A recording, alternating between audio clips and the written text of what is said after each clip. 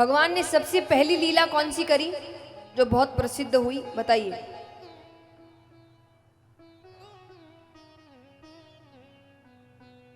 भगवान की सबसे पहली लीला कौन सी थी? माखन चोरी। कि प्रथम करी हरि माखन चोरी, ग्वालिन मन इच्छा पूर्ण कर आप भय ब्रज खोरी। प्रथम करी हरि माखन चोरी। अब यहां भगवान दोपहर का समय घर पर बैठे हैं। भगवान को लग रहा है कि लीला बहुत ही रसमयी लीला है, सबको बड़ा आनंद आएगा। पर भगवान को लग रहा है इस लीला का आनंद यशोदा मैया कभी नहीं ले पाई। उन्हें तो हर वक्त उल्हाने सुनने को मिलेंगे, तुम्हारे बेटे ने ये कर दिया, तुम्हारे बेटे ने वो कर दिया। ऐसा क्या करे कि इस लीला के पहले दर्शन ही यशोदा मैया करे। भगवान सोचते सोचते सोचते फिर भगवान कहते काम करते हैं, पहली चोरी घर पे करते हैं। देखिए चोरी करना भी आसान नहीं है, क्योंकि अच्छा चोर कौन? जो पकड़ा ना जाए। पकड़े गए तो कैसे चोर? अच्छा चोर वही जो कभी पकड़ा ना जाए। अब भगवान को लग रहा है बाहर पहली बारी चोरी करने गए, पकड़े गए तो नाम खराब हो जाएगा, घर पे तो कोई भी कहानी बना देगी। तो भगवान ने दोपहर का समय चुना। दोपहर में सब सोते थे, तो भगवान माखन के कमरे में जाते हैं। उस वक्त माखन का भी कमरा होता था। एक हांडी अपनी ओर खींचते हैं, नवनीत निकालते हैं। नवनीत यानी माखन का गोला। तो नवनीत निकालते हैं, भोग लगाने ही वाले हैं कि भगवान के ठीक सामने एक दर्पण पड़ा है, कांच, शीशा। अच्छा, भगवान ने आज तक शीशा नहीं देखा है, उनको ये पता भी नहीं है शीशा होता क्या है, दर्पण क्या होता है, प्रतिबिंब क्या होता है। अब जिसने, उस वक्त फोन होते नहीं थे, तो जिसने शीशा नहीं देखा उसने असल में आज तक खुद को नहीं देखा। तो भगवान की नजर जैसे ही उस दर्पण पर पड़ती है कि भगवान ने तुरंत हाथ पीछे कर लिए। भगवान कहते अच्छा ये माता बड़ी होशियार है। माता ने माखन की रखवारी के खातिर एक छोरो पहले से ही खड़ो रखो है, और ये चुपचाप मेरी चोरी देख रहे है। भगवान कहते देख तू भी छोरो, मैं भी छोरो, तू मेरी चोरी मैया से मत कही है, क्योंकि जो माखन है ना ये मैं अकेले नहीं खाऊंगा, तो ये भी खवाऊंगा। और ये कहकर भगवान हाथ आगे करते कि ये लिखा ले।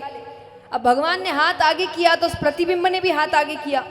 भगवान के हाथ में माखन तो उसके हाथ में भी माखन। भगवान कहते अच्छा अब मेरी आत्मा ठंडी है गई।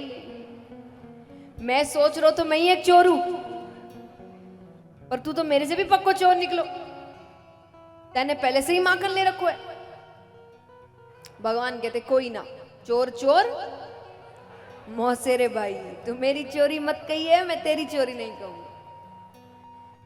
अच्छा, यशोदा मैया पीछे से ये सब देख रही है कि कैसे भगवान कांच के सामने अपने आप से, उनको बहुत प्यारा लग रहा है। जब भगवान की बातें खत्म हो गई तब यशोदा मैया ने आवाज लगाई कन्हैया। भगवान डर गए। यशोदा मैया आते, अरे कन्हैया किससे बातें कर रहा है, और यहां क्या कर रहा है, तुझे यहां क्या काम, माखन चाहिए तो मुझे कहता। भगवान कहते मैया मोए माखन को लोभ ना है, पर मैंने सोचा मेरी मैया इतने मेहनत से माखन निकाले तो मैं माखन की रखवारी के खातिर इस कमरे में आयो। देखिए भगवान को लग रहा है ये नया छोरा, इस पे क्या भरोसा करना, कहीं इसने मेरी बात कह दी तो भगवान को लग रहा है ये कुछ कहे इससे पहले ये मुझे फंसा, इससे पहले मैं इसको फंसा। तो भगवान कहते मैया मैं माखन की रखवारी के खातिर इस कमरे में आयो तो मैंने देखा कि एक छोरा माखन चुरा रहा है। मैया कहती अच्छा तो तूने उस छोरे को समझाया नहीं? बोले मैंने समझाया कि तू क्यों माखन चुराए, तो मैया से मांग ले। बोले उसने क्या कहा? बोले मैया मैं नंदराय को छोड़ो, यो मेरो घर है, मेरे घर में वो मोकू आंख दिखाए। भगवान कहते अच्छा कहाँ है वो छोरा, दिखा तो। भगवान यशोदा मैया को लेकर आते और कांच के सामने खड़े करके दे दे के छोरो।